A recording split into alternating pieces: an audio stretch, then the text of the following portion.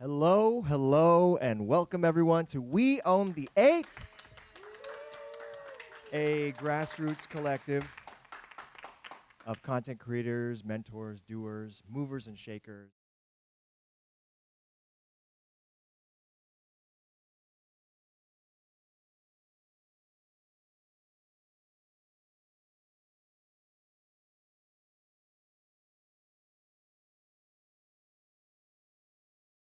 And friend to the We Own the Eighth creators, organizers, people, the resurrection of We Own the Eighth. Here to chat with Benson Quach today. Producer, filmmaker with Wong Productions, about being Asian in entertainment itself, and how he got his start and where we want to go from there, you know? So, Benson, without further ado, if you want to come up.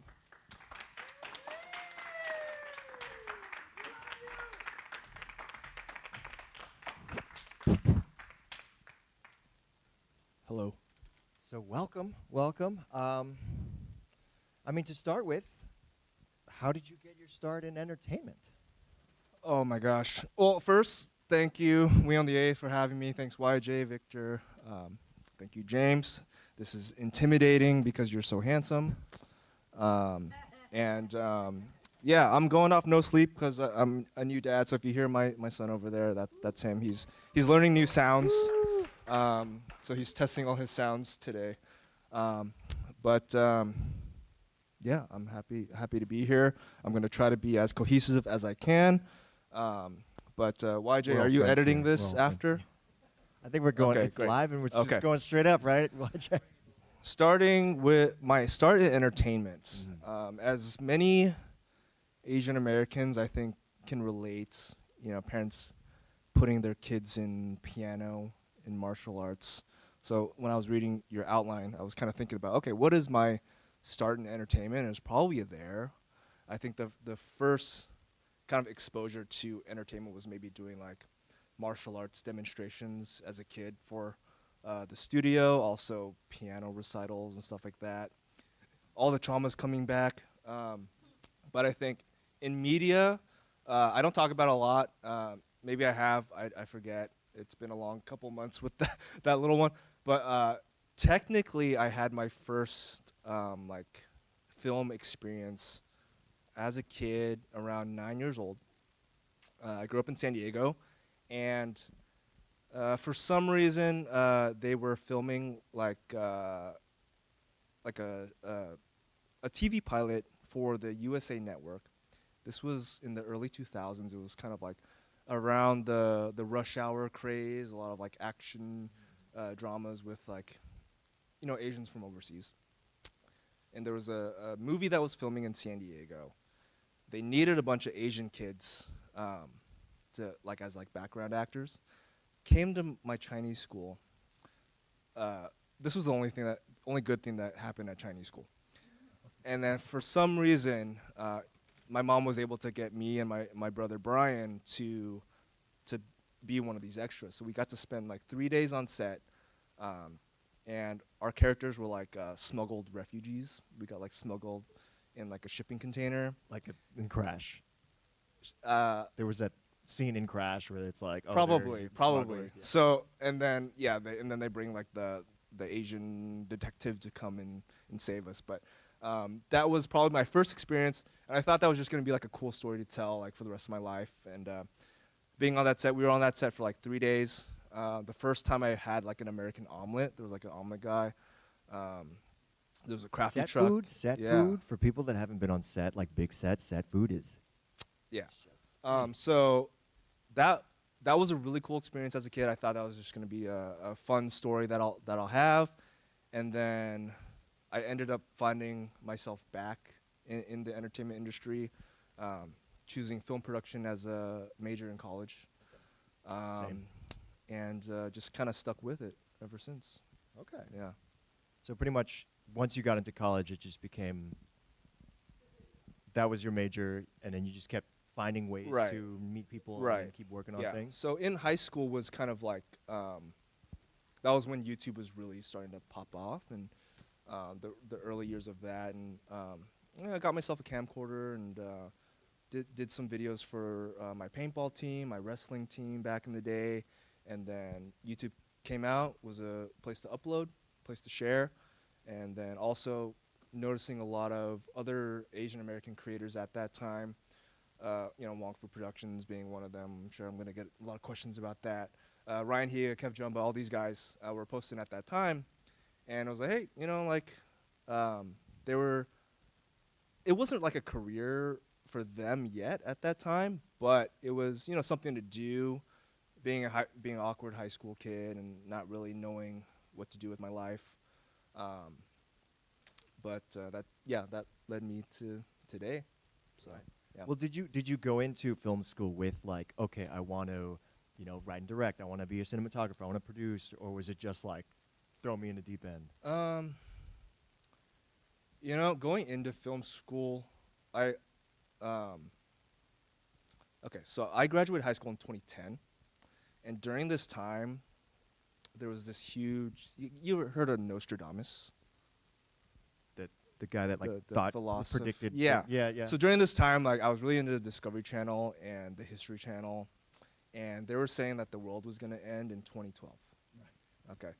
So Mayan calendar stuff. Yeah. right, and I was planning for that actually. Okay, So I was like, okay, I'm gonna be in college when the world is gonna like collapse, right? So I was like, okay, I can go into something to like get a good job and be stable, whatever, or I can go into something that I kind of find interesting, and YouTube was very interesting, just like filmmaking and creating was very interesting. So okay, if the world's gonna end around that time, I might as well be doing something cool.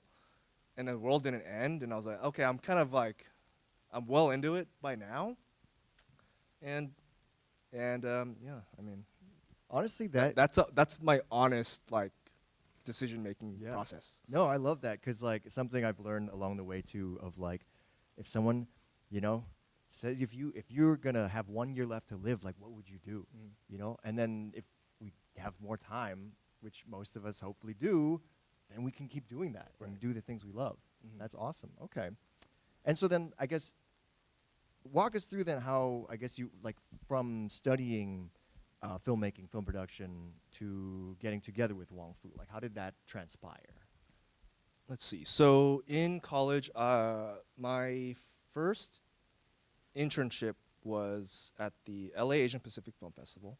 So already kind of like in the circle of Asian creators. I was inspired to do that internship because my oldest brother Wesley volunteered a lot for the San Diego Asian Pacific Film Festival at the time by PAC Arts, and I figured that's a good place to kind of get in and meet people there, and through there, I bounced around at a lot of different internships. Ended up at Yum Yum F, the Yum Yum F network. They were like kind of an Asian American blog run by Justin Lin and his crew, and they had a YouTube channel. So I interned for that YouTube channel, and that was the first time I met Wong Fu through Internet Icon. The show Internet Icon was like a American Idol for, I guess, influencer wasn't even a term back then. Right. That was the first time I met Phil and Wes, and then so I kind of like had some overlapping contacts through there, and then bounced around reality TV a little bit as a PA, did a lot of short films, various crew positions, and then my friend Ramil sent me a tweet that Wong Fu was looking for interns. So that was the original like kind of catalyst. I thought at that point I was kind of like over the interning phase, like making coffee and doing dishes, but I figured. Oh, sweet. Thank you. Hydration. Thank you. Make sure everyone hydrates. So it's hot in yeah, LA, y'all. It's hot in LA. yeah, I wish it was like, oh yeah, like I was good friends with these guys, and and they invited me, but no, it was just straight up. I applied to the internship. This was around the time they were starting that lunch break show. But I did the internship, and I just did as much as I could during that time, and they've kept me this long. So hopefully I can be promoted from the intern role soon. Oh, So, okay. So still the intern role. I love that. I love that though because it is kind of like it's a traditional way of doing things. You Yeah. start as an intern and then you move up to producer level, Mhm. which I think entertainment being this kind of vacuous, unknown creature that we always hear about, but we're not sure how to start. There's some very traditional Right. paths into it. Also, very some non-traditional paths into it. Okay, cool. And I guess this is more a personal thing. Like, where, like, did you aim for a producer, and it's like that's what you want to ultimately do with all this, or? Yes and no. I think it kind of just kind of made sense with my personality and how particular I am with like just planning and things. It just kind of made sense. Going like even ending up at the producer role, there was a bunch of different roles kind of in between being an AD and kind of bringing that side of things to the table. So it was an evolution, but it's very much like me as a person.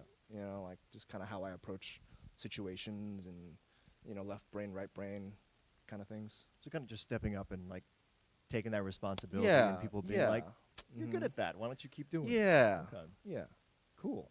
Okay. Love that. With Wong Fu, we have a question here. What is the process like? Is it, I guess, the workflow from like idea conception to posting it It's that you could share? Yeah, it's definitely evolved a lot in recent years as we've like come to do more commercial, more like high level production. But at the core of it, everything really starts with a conversation. We make it a point to almost eat lunch together almost every day. So a lot of our ideas literally come from the lunch table and what's going on in the media and present news and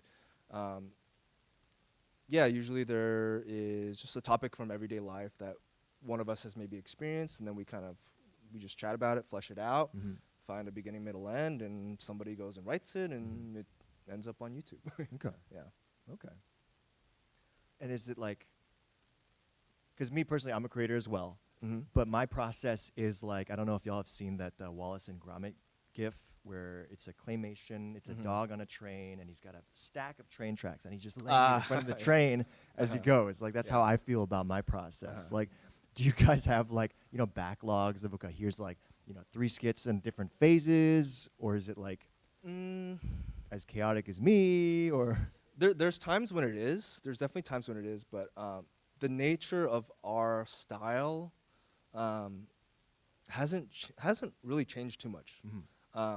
As much as we try to follow trends and stay on top of things, at the end of the day, we are filmmakers, and it takes time for us to go write and produce, and we still even our smallest productions with like 5 or 8 crew members, we try to do everything kind of like step by step, and every once in a while we'll do one where like we just kind of whip it out and almost like a 48-hour turnaround almost, but usually we try to stay true to the traditional process. That way we can kind of scale it up when we do have the opportunities to do bigger things. We'll be ready for them. Right. Yeah. What would you say, because originally Wong Fu was Phil, Wes, and Ted, right? And so like, is there like like a big quote like that Wong Fu has that we must stick to this theme or something, or like how do you like I guess maintain that voice or theme? Not. That's a good question. Like, what made Wong Fu work so well in the early days is because Phil, Wes, and Ted were such unique individuals. Sure. Like, if they were like 3 of the same type of person, I don't think Wong Fu would have gotten to the point it is today. I think they represent a very specific type of person, specific type of Asian American male, right? And I think that balance works so well in the early years, and it continues to work to this day. Phil has a quote that pops up a lot. He said this in his graduation speech at UCSD. It's that he didn't chase his passion. He became passionate about what he chases. That's one that comes to mind. Wes has one too. He says a lot. I can't remember. It's been a long day. Baby They're bread. out there. They're out there. If like I'll send it to you, and then YJ will cut it You in. post it in. Yeah. Right. It'll like show up as a Yeah. slide. These are the really amazing quotes Uh-huh. that Wong Fu Right. says. Everybody, ooh. Okay. Wow. So now we got the So- audio wow, to cut nice, in yeah. later. I'm always thinking about production. Mhm. Like, always. Boom. Always. Yeah. That's that producer brain. Yeah. I guess this is also a personal one. Like, are you able to watch stuff now? Like, for me, I found once I got into film school, Mhm. watching things, all I saw was like production value. I was like, ooh, like all those Mhm. extras must have cost this much Mm. money. Oh, that's a crane shot. I know that. That's a crane shot, you know? Mhm. And then, but over time, I was able to tell that voice to like, be Mhm. quiet, stop talking. Yeah. And that I could enjoy things like, No, I always, because me and my brothers, we'd bond over watching movies, and then we'd sit and we'd watch the behind the scenes featurettes on these DVDs, and that was always like my favorite part is seeing how the process was made. I was really big into MythBusters, so seeing that, like kind of their special effects background and seeing how these movies did these techniques. So I'm always watching and seeing, okay, how did they make this spectacular, piece of entertainment, of Right. art. So I'm always looking at it from a production standpoint, even like an artistic standpoint, but Mhm. like I'm always trying to pick the pieces apart. So like, okay, how do I do that? mhm. I'm not quite there yet, but hopefully I'm getting close. Sure. Yeah. Sure. This being an Asian-focused collective, Mm-hmm. what do your parents think about what you do?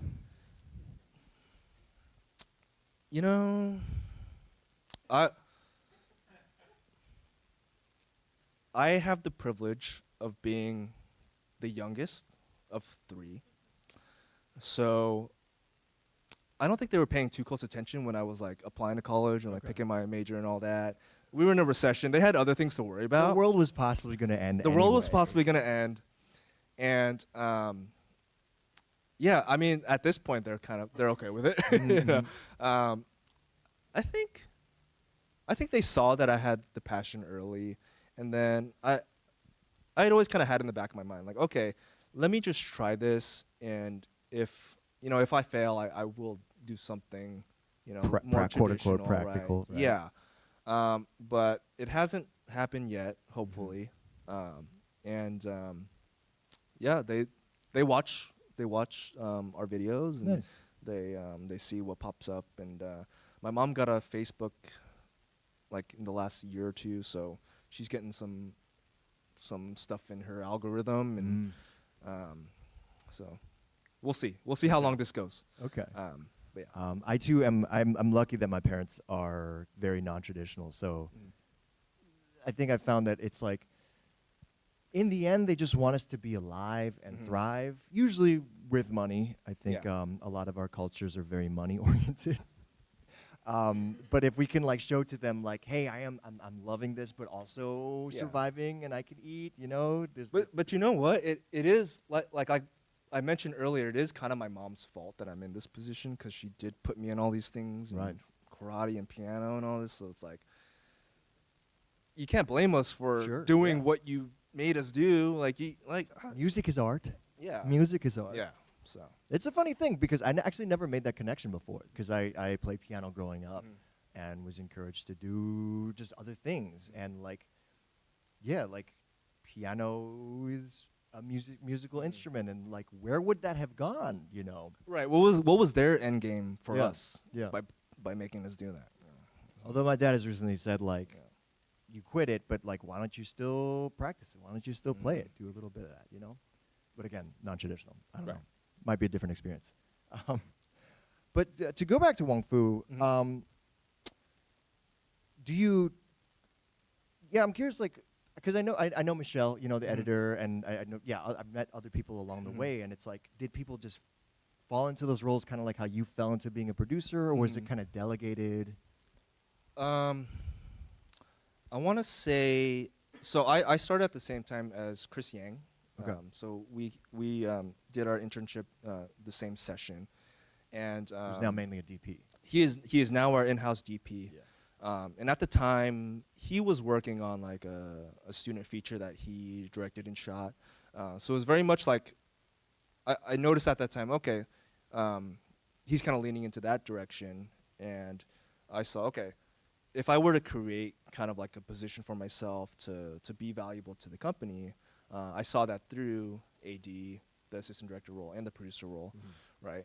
And it did take some time. And then after that, as I was editing as an intern, editing burnt me out. I'm sure if you guys are editors, you probably are burnt out already from all the content you're producing. So Sometimes. So immediately after probably like my first or second cut, I'm like, okay, how do I get this to a point where I don't have to edit anymore? So eventually I was able to kind of create a system where it was scalable, right? So eventually I was able to bring on interns to like replace my role as an editor there. So that kind of opened me up more to be able to bring in some more of my assistant directing expertise from film school. And eventually, as like our productions increased in scale, like every shoot, I try to think of ways to improve for the next. It became more of a kind of just natural to bring certain people in. Sure. Michelle being one of our editors that was doing a lot of the editing work that I probably would have done at the time. Jessica Lynn is another producer there. Who else? We got Isaiah, who was an editing intern of mine, who is now directing. He's directing content for us, and they're actually shooting right now. They're shooting our Netflix series, Spill the Boba Tea. So that's why they're not here, if you guys are wondering. And then Austin was also another editing intern of mine that became kind of like an AD producer role, like myself. Mish is our social media manager, and she came through the internship process too. So a lot of just kind of natural growth, slow growth. We were noticing a lot of the rise of BuzzFeed and companies like that, and we just kind of went at our own pace and made moves as we felt like we could. Yeah. Okay.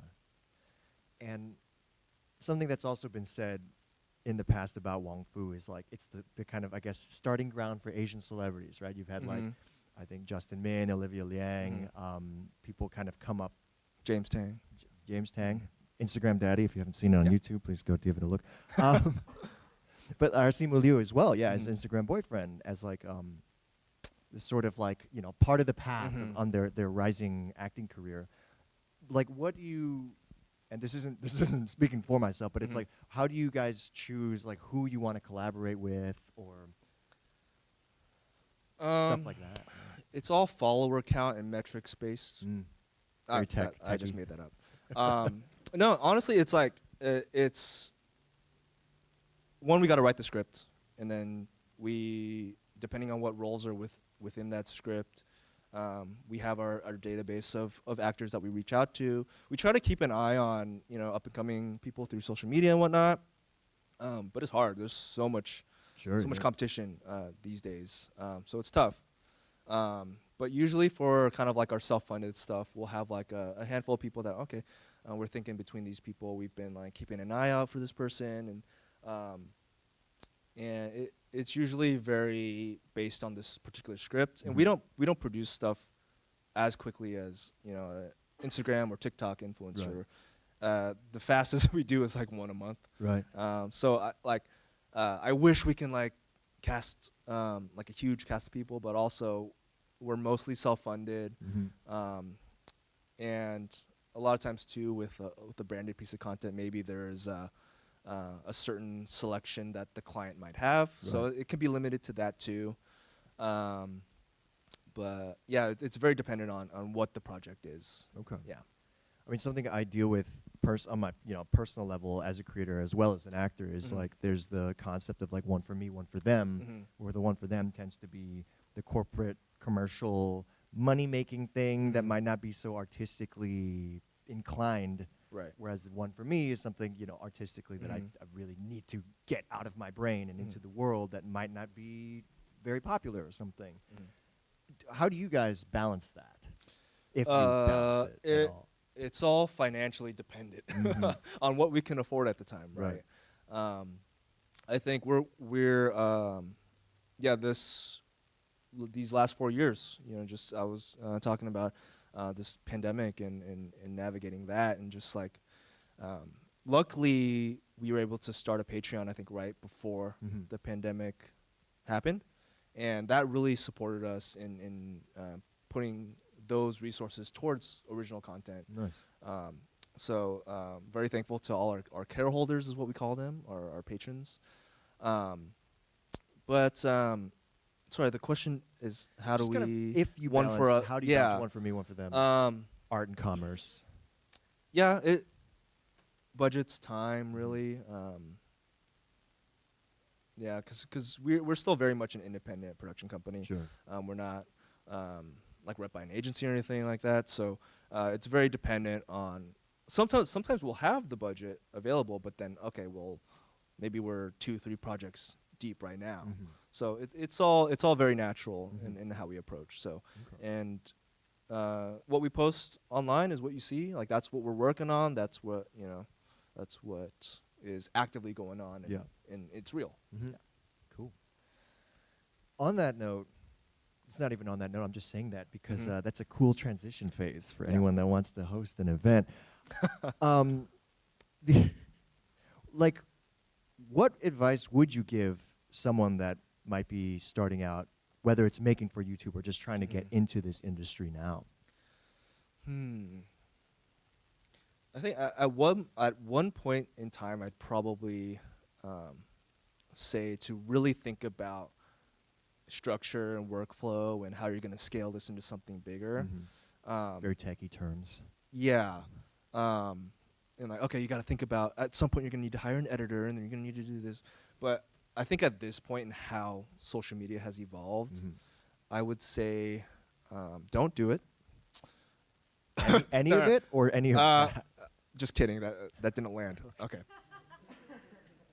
I would say really hang on to what you enjoy out of it. You know, really, you know, because coming from a hobbyist, you know, back in high school, making videos for fun, and then turning it into a job. Sure. At some point, it really becomes a job. Yeah. And so, in recent years, I've been really like more intentional how I approach shooting, and still finding the joy in what I like, that hobbyist mindset I'm trying to bring back, right? So I think if you were gonna start now, just really like hang on to that. You know, don't quit your day job just yet. You know, find something that's flexible that can support, you know, your goals. Yeah.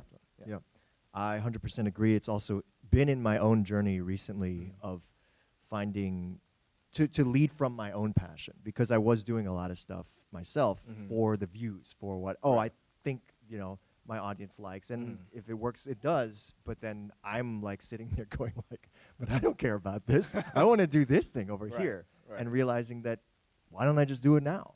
You know. My understanding is you also give back to the community with workshops and classes and stuff. Yes. Yeah. I did that. Not so frequent these days, but in the past, mainly our kind of behind the scenes talent pool was pulled from either interns of Wong Fu, or also our sister company at the time, ISA TV, was running a channel on YouTube as well, and they had an intern group that would kind of coincide with ours. So, and in the early days of Wong Fu, there wasn't this. It was very early this crossover of like traditional media and social media. So YouTube at the time was very much run and gun, you know, one-man band type shoots, and then myself kind of coming from the more traditional side and more structured, 40-person crew, and you know, that bigger budgets, that kind of thing.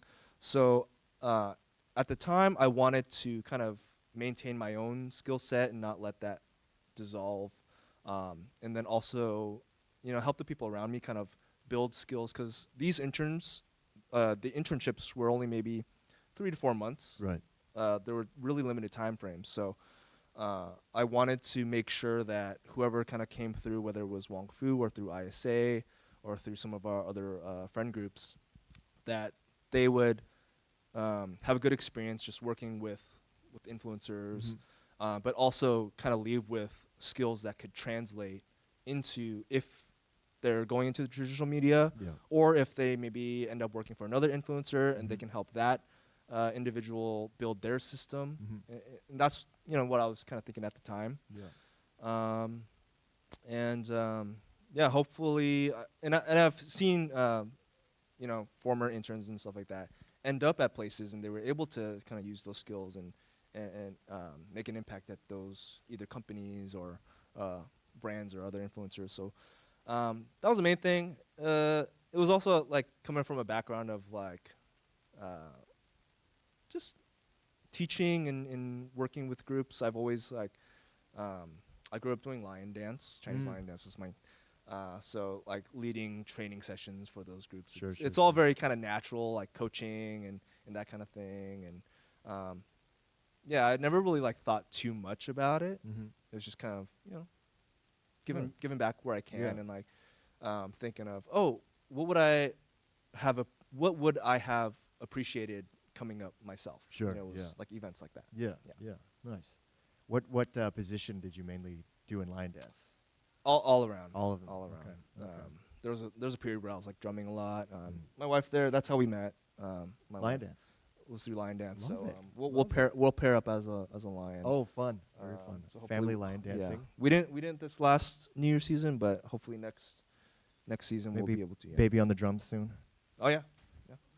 Speaking of which, how have you found having a newborn affect your life and workflow? And have you slept in the last month? No. I saw this question. I was like, it's only been 2.5 months, and we're still on leave. So I don't have the answer to that question yet. But I'm excited to find out. I'm really excited to find out. And I think a lot of what I do and how this industry has kind of shaped me and the people around me has really helped.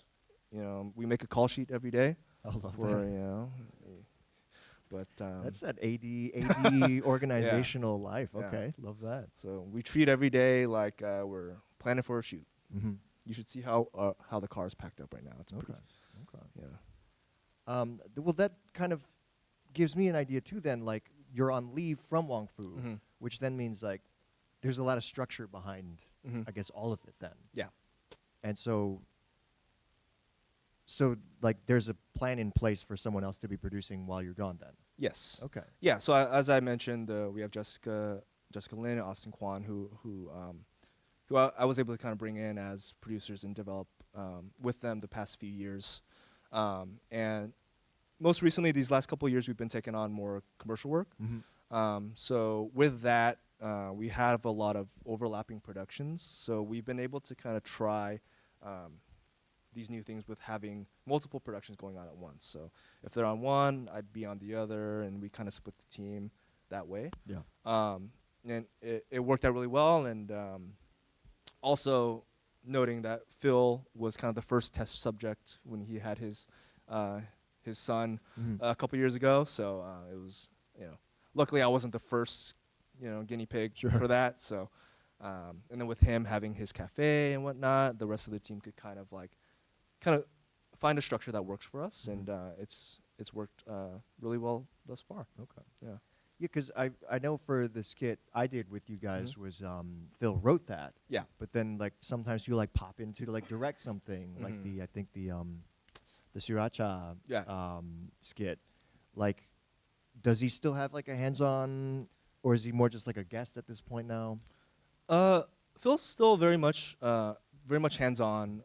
He's still writing. He's still pitching us and taking meetings. He's still very much involved. Okay. Cool. Yeah, but definitely more on kind of the casual side. Like you mentioned, like he'll pop in, he'll write something, he'll direct. He'll also host our shows. Another plug for Spill the Boba Tea. on the Netflix channel. Still watching Netflix. So, Nice. Yeah. I guess now then for me, we talk about now and the past, but what Mhm. about the future? You know, where do you see all of this, the industry as a whole as Mm. well, you know, like I guess Asian American entertainment, Mhm. whether it's, you know, where the YouTube space Yeah. or traditional media. This is, you know, just throwing everything. But like what are you seeing? Tell us the Okay. future, man. Okay, so I was watching this video on Nostradamus. The- Make us bringing it rich, back man. is stand up technique. Is the world going to end in 20 years? I'm not telling you. Things I've thought about this a lot. We still very much have feature length films like Mhm. as our like this is our goal. Mm. And you know Wong Fu's done that in the past with everything before us. Mhm. And that was right before I joined. But we still have goals to tell stories and tell them on the biggest stage, and tell them our way Yeah. too. And I think we're still very much on that journey. Mhm. And I hear a lot from fans and supporters like, you know, Wong Fu, like why haven't you guys done another movie? Or you know, you guys should be right there, right? And we felt that a lot internally too. But what I'm kind of realizing too is like there's so many people behind the scenes that have been waiting in that line for decades, right? Sure. And we're seeing them kind of come up, and even like celebrities from traditional media are kind of seeing a resurgence, right? Like Michelle Yeoh, like Right. you know, we didn't hear about her for quite some time, and then all of a sudden she's popping off. So there's so many other talented individuals like that. That's also like if it was a Wong Fu movie or the Short Round movie, you know, I don't know. Like, I don't want to take that spot too. Right. But now it's like, okay, more and more spots are becoming available. So hopefully, you know, within the next year or so, or Mhm. maybe within 5 years, we'll have a Wong Fu movie Wong Fu again. movie. But we're pushing for it. We're trying the best we can, and at the pace we can, because Sure. I think longevity is definitely something that we think about, and how we can make this last without burning out and you know collapsing. Sure. Yeah, Right, yeah, yeah. So, yeah, hopefully Wong Fu can be this place where up and coming actors and even top tier actors can come and just kind of play around Mhm. and have fun. And Yeah. ultimately, that's the goal, just to kind of keep having fun and keep working with you know awesome people. Yeah. Yeah. Yeah. Yeah, because for those that maybe aren't so tapped in, the industry has been kind of in this really strange place. You know, last year there was a bit of a historic double strike. Yep. And currently there are some kind of pending strikes, you know, with IATSE and Teamsters. Mhm. IATSE just, you know, reached a tentative agreement. Though, yeah, I would say, I guess the YouTube space doesn't necessarily, or at least independent studios and stuff don't necessarily fall within that or are affected by that. Like, have you guys felt anything from that, or are you just, you know, chugging on? We're in an interesting spot because we're kind of like we're on the outskirts of the YouTube system, and we're Yeah. kind of on the outskirts of the traditional system. But we definitely feel the effects of the strikes of the pandemic. And there were definitely times where like, oh, we've wanted to work with somebody, but oh, SAG was on strike or something like that, so it's like kind of weird. But I mean, hopefully it ends soon. But Sure. but also hopefully we'll be able to have the budgets where we can bring on union talent and both in front of and behind the camera, and like really get to that level. But at this point, we still very much operate like a startup. Yeah. So it's kind of like we feel like kind of get that cowboy mentality Sure. still. So, but hopefully we can keep that, but also with with those resources. Yeah. Yeah. Yeah. Well, then what about yourself personally as Benson? Mm-hmm. Where are you seeing, you know, for yourself, or what is your target and what you're My aiming target, for? I'm hoping we get 8 hours of sleep tonight. Okay. Okay. I'm hoping we get 8 hours. Hopefully, fingers Um, crossed. Yeah, the goals is always going to be to make a movie and just keep doing that. Mhm. And I think Any specific type of movie? I want to make an action movie. Oh, So, yeah, yeah. But yeah. that's not so much what we're known for. Mm-hmm. And then my producer mind's coming in and all the liability and all Mhm. the insurance stuff Oh, that you no. got to think about. But that's the dream. Hopefully, I can hire somebody to think about that. Sure, sure. Yeah, I mean, the goal is just to like keep having fun. Love that. Yeah. Okay. Cool, cool, cool. And I guess that could be its own thing, right? Because we have our Asian action films from Mhm. Asia, but an Asian American action film, I Mhm. feel like we don't quite have as many of those. Mm-hmm. Do you see maybe, I guess, a realm where we could maybe stand out making our own voice? Yeah, I mean, Everything Everywhere technically is an Asian American action film. Yeah. So we have the seeds planted. Sure. So, you know, we have a lot of great TV content that's Mhm. been out recently. Warrior, Warrior. and Kung Kung Fu, Fu, doing Kung Fu, Kung yeah. Fu and Kung Fu. yeah. Yep. So Cool. Awesome. Love that. I think we can open this up to questions if we have any questions. And our man Vic, unless you have other things you want to get on soapbox about now that you have this platform. Eat your veggies. Follow me on Instagram. I'm really close to 10K. I've been really close for the last So close to 10K. like 8 years. No, I'm just kidding. You want to talk about Brazilian Jiu-Jitsu and how the fundamentals of like flow lead into your creative oh, wow. process? Wow. Where'd that come? I think self-defense is a very important thing. I think everybody should have some knowledge of. Yeah. You heard it here first, Yeah. y'all. We have a question over here. We're going to see any more Instagram daddy soon. Instagram Daddy. Instagram Daddy. For those that don't know, I did do a sketch that was a sequel to Simu Liu's Instagram Boyfriend called Instagram Daddy, where I played a character that had children, because I don't in real life. Acting, y'all. What would be next? So we went from Instagram Boyfriend to Instagram Husband, essentially, or Daddy. Yeah. I guess next would be like what? Instagram Grandpa? Instagram Grandpa. So I guess another 20, 30 Yeah. years? Or I mean, cast someone that's a is whole that generation of Asian American talent that doesn't get many opportunities to. Yeah. I think about a lot. Yeah, So, you yeah. know, that could be something. Age. Could be something. Could be something. Any more questions? Feel free to introduce yourself. Oh, the pressure's on. Hello, I'm Daniel Beverly, working at Disney at the moment. And I love Wong Fu in that it's been at the forefront of Asian American media, of independent media, and got its start on YouTube. So I want to hear your thoughts on the what you guys think about the viability of YouTube. And you mentioned features. You mentioned taking on big projects. And so, when you take on a big project from, a big corporation, you're essentially getting a big paycheck, as opposed to making your own production, putting it up on YouTube, then you make revenue differently. So I know you guys have made a big place for yourselves on YouTube, but I'd love to hear just what are your thoughts on it, what you see about YouTube, and just your general thoughts on it. Thank you for that question. Ultimately, YouTube is our home.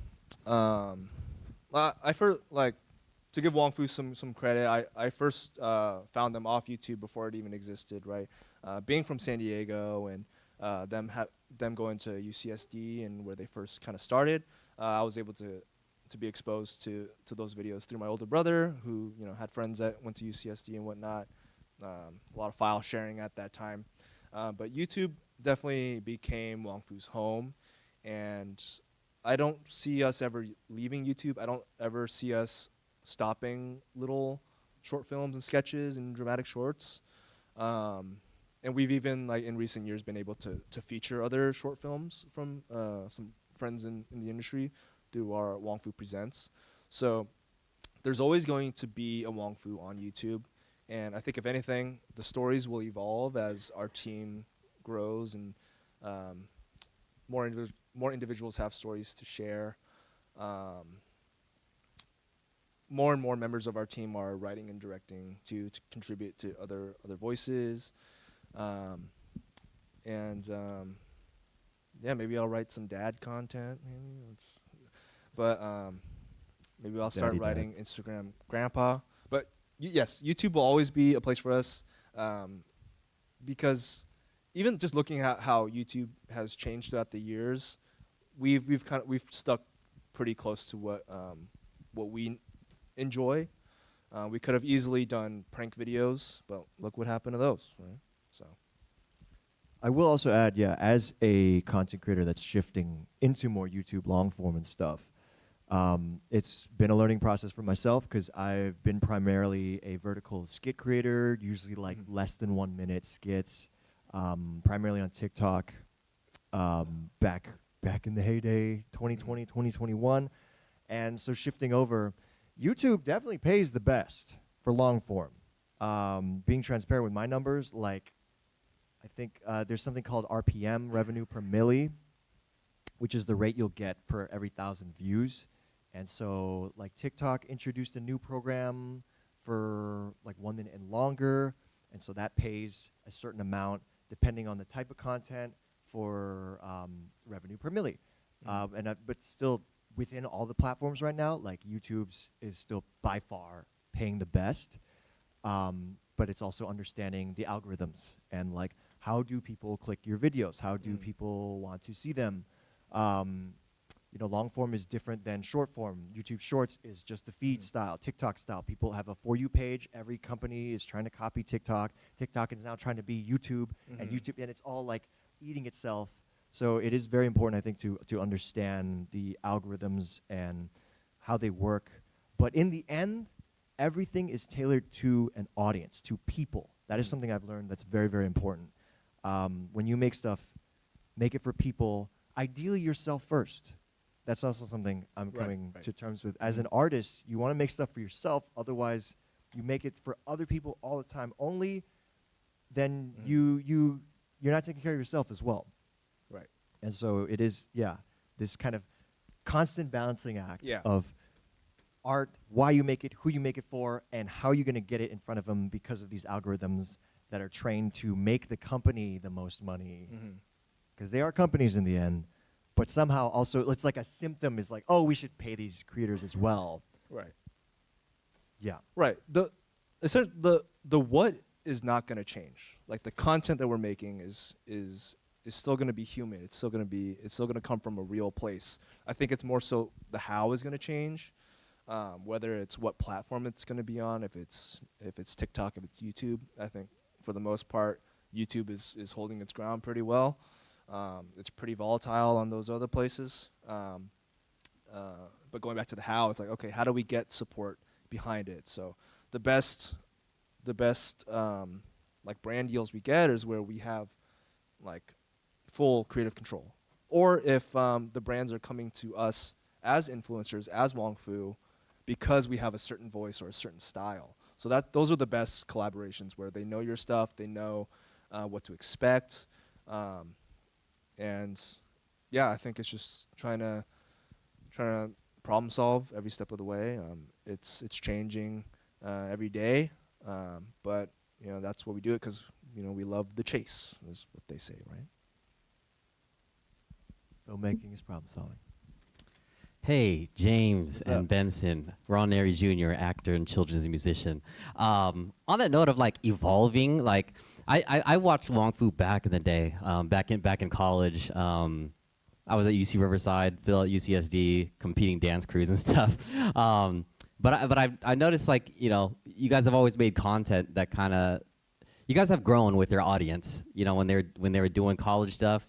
Phil was in college, and then when you guys got older, you got dating after college and stuff. Now that you guys like have kids, you're in this like new phase of your lives. I was just wondering, within the past like 2.5 months that you've had the new baby, like have you come up have you been brainstorming about like potential daddy or parent kind of stories or films that you might want to either personally produce or do for Wong Fu? Like, are you guys gonna do you see yourselves growing? No, yeah, it's definitely happening, and we've had little pieces of content here and there that Instagram husband is a perfect example of that. That wouldn't have happened 5 years ago before Phil's son was born, right? So our content's definitely growing with us as we age and as we navigate the world, and hopefully as Wong Fu continues to grow, we'll still kind of mature our content as we age, but also if we can bring in the next generation and hear their experiences and still kind of share those same ideas or even new ideas to the next generation. I think that's what excites me too. I'm still trying to figure out what like skibbity means, but yeah, if anybody knows, let me know. I think, yeah, there's so much to say about authenticity and really sticking to that. I think because also as a content creator, it's I think it's easy to get the dollar signs in our eyes or like the followers signs where people, oh, I need more followers, or the followers are gonna get me this, the followers are gonna get me that. Which in some cases, yes, sure, like people can see that you have numbers and then like get you a brand deal or pay you for something. But if that's not authentic to yourself, then I would say that's actually worse for you. Right. Because as someone, I kind of grew making things that I was kind of fine, but it was more for the views. After like 2 months of that, I was like, I hate this so much. Why is this working for people? And it wasn't really creating an audience that I really wanted. Versus like the things that I'm more passionate about tend to be a little bit more heady and a little more like jokes that might go a little deeper than like poo poo pee pee toilet stuff, skippity toilet, and that like might not get as much of a reaction, but it is more fulfilling for me as a creator. And so I think it also goes back to that like one for me, one for them, Right. because we do have to pay the bills. We do have to keep the lights. And the audience can tell. They can tell when you're not being authentic. They're following you for a reason, and hopefully it's a good reason. And hopefully, we can maintain that authenticity, and by growing our team and having different voices from whether it's male, female, whether it's from different cultures, right? Like, I think that's how I see us continuing to grow and continuing to evolve our content, and we've also done a few different like writing workshops that we've been able to bring outside voices out of Wong Fu too. So we're always open to working with other people. Just a matter of resources at the end of the day, time, all the normal things. All the normal things. Hi, James. Hi. Hello, Benson. My name's Hello. Sophie. What do I do? I researched the rise of cuteness today. I don't know. Sometimes I do other things. So I have this question. It's kind of fun. Maybe it's not. So I've watched Wong Fu for over a decade. I'm from the East Coast. And my East Coast friends, when they watch Wong Fu, some of them, a small number, one person will say something about how, oh, this is very West Coast Asian. And once I got to the West Coast, I was like, I don't know what that means. So what do you have to say about that? Okay, speaking on behalf of all West Coast Asians. Yeah, we got called out like a few months ago. Are you from SoCal? No, I'm from Thailand. You're from Thailand. Okay. I'm technically not even Asian American, but so- also I am. so That's I'm- a whole other story. I'm by myself here. I don't know, man. West Coast Asian. What do we do? What do we do to you guys? What- I just want to know your thoughts on what she said. I'm not saying Uh, there's any sort of I think it's funny. I think it's like it's really great to see that we've kind of gotten to a point where we can like have infighting. For a long time it was just like we had to just band together. Asians are all, or Asian Americans are all just the same demographic, right? But now we can really share our individuality online, on social media. And, history's kind of repeating itself a little bit, which is kind of scary because like our home countries none of them like each other, right? So hopefully we can keep the banter, cordial and just like a little friendly competition here. But I mean, SoCal Asians. I don't know. I'm an outsider. Like by definition, I need to watch more like Fung Bros content. They cover this like across the board. We're just trying to make fun stuff. I don't drink a lot of boba, so I don't get it either. I don't either. Yeah, so that's a great question. Hopefully, I'll have an answer at some point.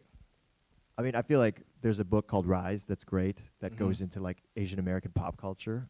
That could be a place to start too. I don't know. Yeah.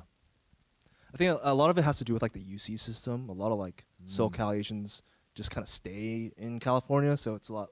I guess echo chamber is a good word to use, but we'll see. We'll see what comes of it. Hi guys, I'm Kira. I'm actually also an East Coast Asian, so who represent. Also, Benson, I actually interviewed you and Taylor like a couple years ago when I was at Emerson. So this is really crazy. Oh, Yeah. So I was thank- at Emerson. No, I zoomed you from my dorm room upstairs at Emerson. Oh, okay. But yeah, first, thank you for. Full circle. Okay. And that's like It's been a long pandemic. Yeah, no. Oof, feels like yesterday. But yeah, I was wondering. So I feel like, you know, I've always loved Wong Fu, and I've always loved like the fact that a lot like the videos. Yeah, like there are so many culture videos, but like it's such a safe space, I think, for Asians to exist and just like be themselves. But I feel like with a lot of, you know, I think a lot of us creators like would feel this way, that like in terms of like the media, there's that impulse, I feel like, for movies to either be very, very like culture piece, very about like Asian culture and like trauma and like stories like that, or totally removed from that and it's just like, oh, let's just like go do drugs and like, I don't know, go on a road trip. But anyway, like how do you see kind of like that going forward in terms of like the media, like the landscape, businesscape, anything like that? And is there a way in which like Asian content can kind of like be a marriage and not just be like one or the other? Right. That's a great question. And I think it is happening. I think as more and more Asians, especially in our generation, like a good chunk of us are children of first-generation immigrants, right? I think as more of us kind of infiltrate the world or the U.S. through the entertainment industry and whatnot, more people behind the scenes. Because right now, the people signing the checks are not Asian American, right? So that's why we're still seeing this kind of watered down content these days. But as we're rising in the ranks, Rise, another plug to the book, written by Phil, two Phils and Jeff Yang. I think as we progress in our own kind of individual experiences, I think that'll happen. That will happen. It's just a matter of speaking up for yourself and being an advocate and being a representative of who you are, and hopefully, social media is a huge part of that. And I don't think we would have gotten some of these movies and shows without showing the marketability of Asian Americans in recent years. So it's happening. It's happening very slowly, but just persistence and like playing the piano. It takes time to get. I had something that didn't. Yeah. Well, I do want to add my own personal philosophy of representation as a spectrum, and it's like a rainbow, and so we're getting a few colors colored in, and because we do have generational trauma, right? But I think because of like there's only one color there, but it's like there's a red that's up there, but it's like I'm a green, and that red doesn't represent me, and it's these growing pains, I think, of the minimal palette that we've had access to and is being presented. And I think it is just a matter of time of continually making stuff, putting it out there so that we can fill in that spectrum, so that we can both exist as this person is just Asian and they're in this project, as well as like, oh, this is a super Asian project, but even specifically this culture, within this city, within this neighborhood kind of thing. And so I think we just got to keep being out here and supporting and making stuff. I think for time, this will be their last question, at least on stage. Feel free to come chat with us after. That was a great soundbite. That's gonna do well. Producer Mike. Yeah. Hi, my name is Tony, and we have a film that's a documentary film that's going to be on PBS about Asian Americans in Silicon Valley. It's a little bit older, about the older generations, but I think it's very relatable and inspiring to younger generations. And my question is, if we want to get the younger generation sort of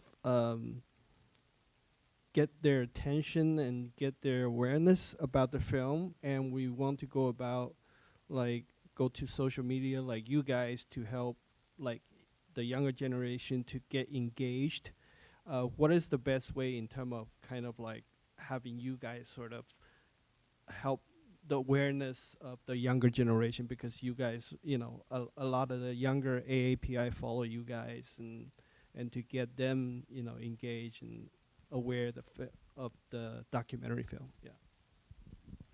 That's a great question, and that's something we're trying to solve internally as well. Just how do we stay kind of in front of the next generation? And at the end of the day, they're, I don't know. I will That's tough. put out, yeah, it's I mean, I think it's kind of a multi-pronged approach, Mhm. because unfortunately there is money that kind of needs to be done with marketing, you know, and it's a mixed thing, because some people think, oh, you just throw money at it and it'll be solved, which also, because there is a sort of creativity within marketing itself. I think, because I've seen people, you know, try to market their films and stuff, and I think there's a disconnect between understanding your own passions of the film or project or whatever, which are very, very important, and basically filtering that in a way so that the audience that you're trying to reach can also get on board with that. And that can be, you know, reaching out to influencers and content creators to, you know, help promote that to their audience, but as well as, I think, being clear about that for yourself, so that, let's say you don't have that budget for that, but being able to make your own content to reach people, because something I've noticed a lot is, like, the hook is very, very important. The first 3 to 5 seconds of a video, short form video, is so important, because what's the worst thing that can happen? Someone swipes away, right? How easy is it to swipe away? One thumb flick.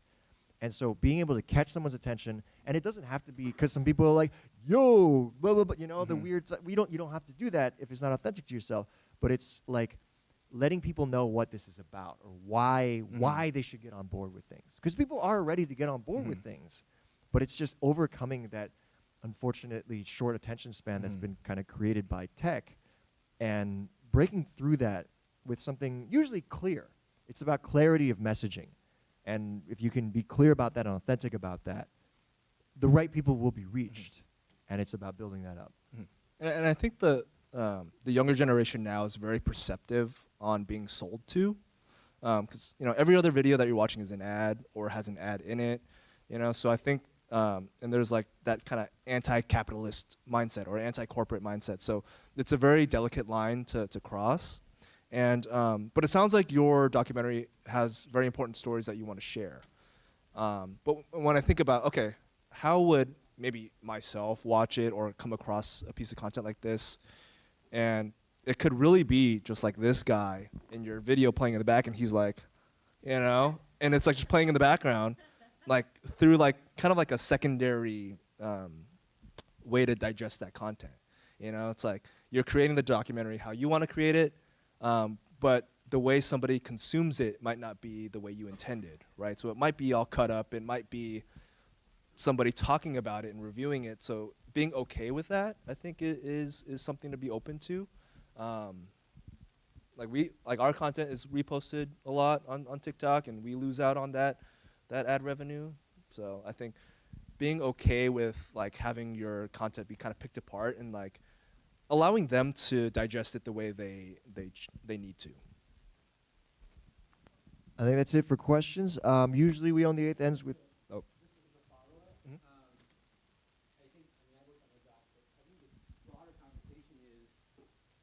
The broader conversation is, you mentioned Fung Brothers, and I had a chance to talk to them as well. Do you see your content evolving because you're doing strictly shorts. I think Tony was asking, like, could you create a platform where, the Fung Brothers now, they do Hot Pot Boys and stuff like that. So there's more timely, it's more economical. So when you do have timely, the documentary is pretty cool. It's about timely news and stuff like that. So it's immediate. So I'm not trying to promote Tony, but I'm saying, like, is there a way where you can create platforms where you have conversations about things that are immediate?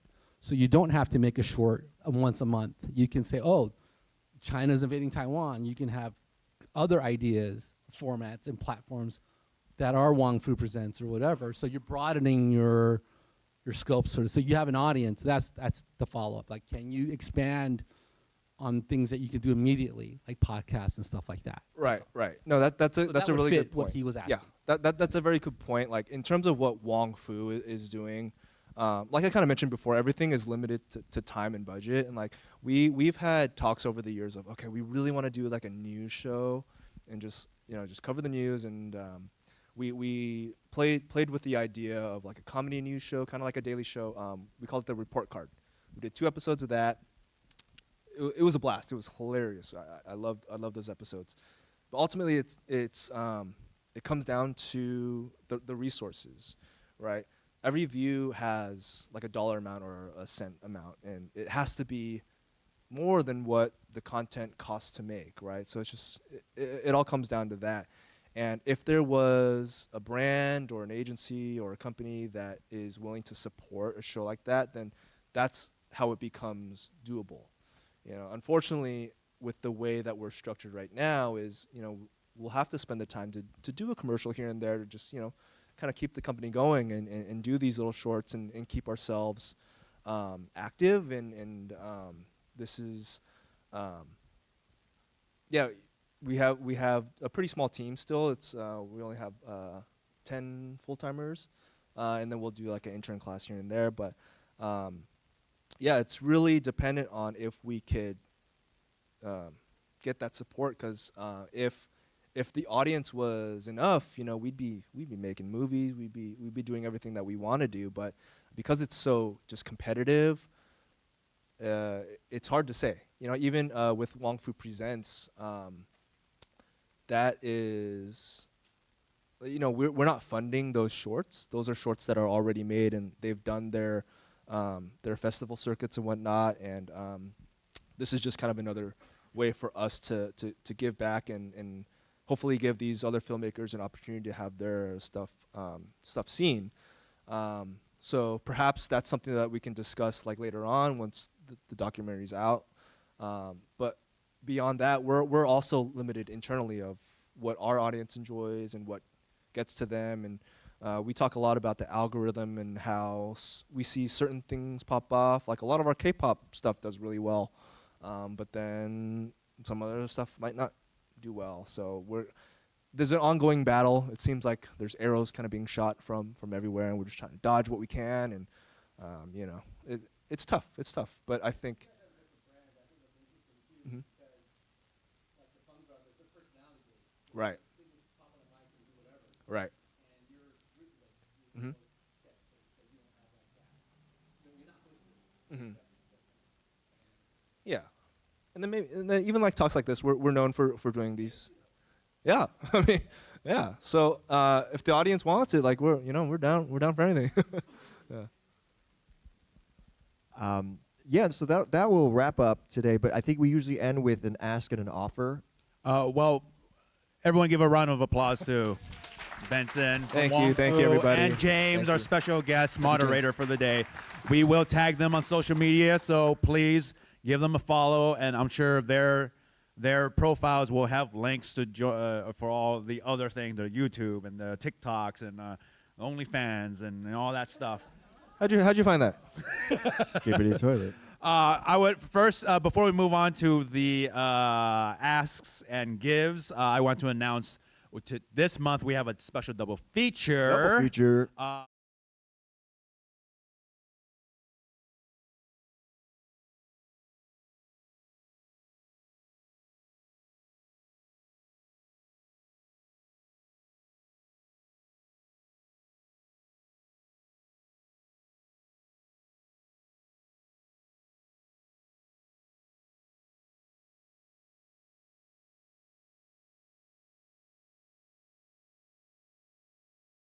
and asks. I want to explain why we do these because I feel like we've been doing these month after month, and we don't quite understand why we're having these give and asks. It goes back to when We Own the Eighth was started, and the goal was to have community building. And once we built the community, they would then in turn make content, because Dante Bosco, who was one of the founders, he said, we can talk all we want, but if we don't have content, it doesn't matter. So, for anyone here who has a talent to offer, you can come up here, grab the mic, or you can tell us later and we can announce it for you. So like if you're an editor, if you're a hair and makeup person, a photographer, if you can offer any services to someone who needs something for their production, please, you can introduce yourself